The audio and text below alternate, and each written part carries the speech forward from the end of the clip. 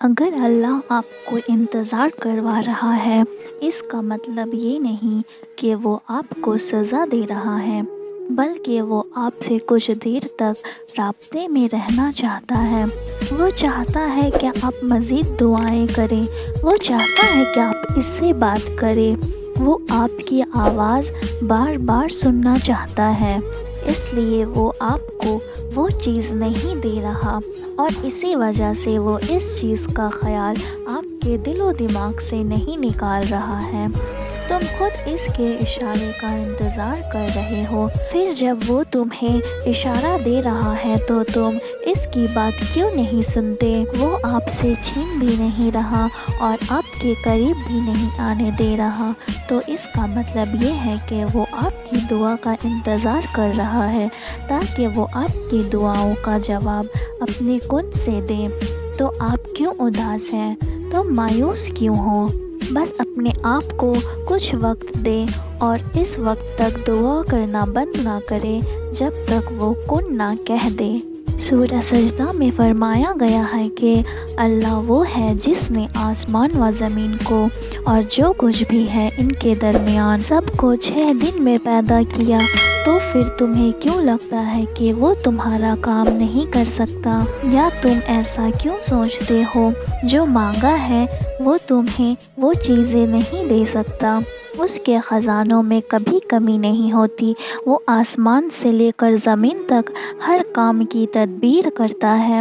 تمہارے نزدیک جو 1000 برس کا کام ہے، اللہ کے لیے وہ ایک لفظ کن کی بات ہے۔ کائنات جو بھی کہے، اپنا یقین پختہ رکھو، کیونکہ یقین والوں کے لیے وہ قرآن میں فرماتا ہے کہ اگر اللہ کی مدد تمہارے ساتھ ہے تو تمہیں کسی اور کی مدد کی ضرورت نہیں۔ اگر اللہ تمہیں تھام لے تو کسی کی اتنی ضرورت نہیں جو تمہیں گرا سکے۔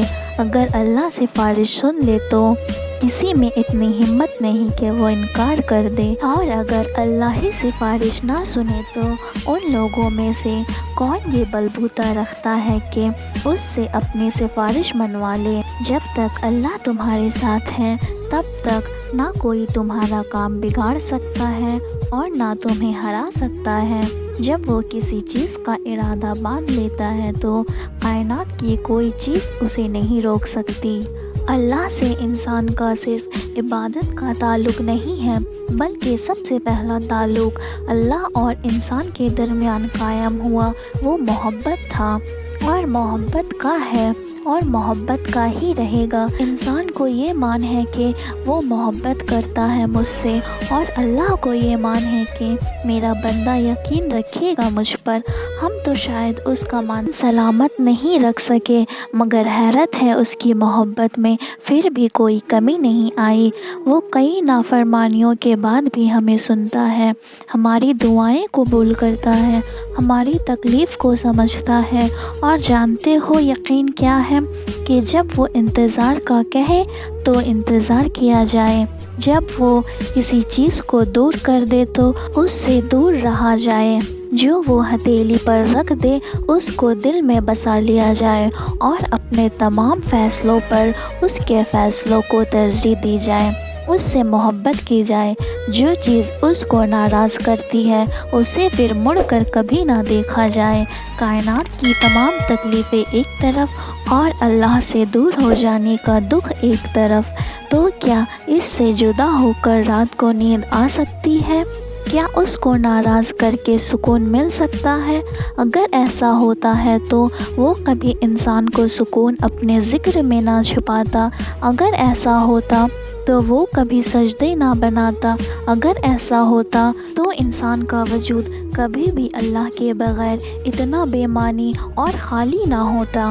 سورہ رحمان قرآن پاک کی وہ سورت ہے جو الفاظ رحمان سے شروع ہوتی ہے، جس میں شروع سے آخر تک اللہ تعالیٰ کی شفاعت بیان کی گئی ہے۔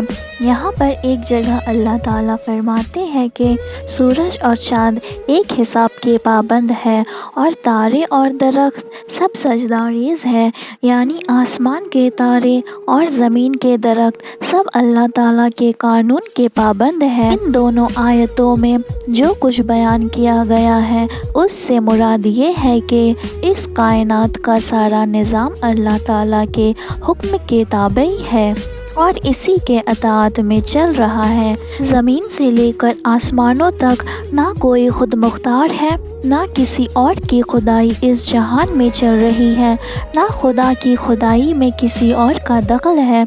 ہم سب اللہ تعالیٰ کے بھیجے گئے ہیں اور وہ ایک واحد تنہا ہر شے پر قادر ہے۔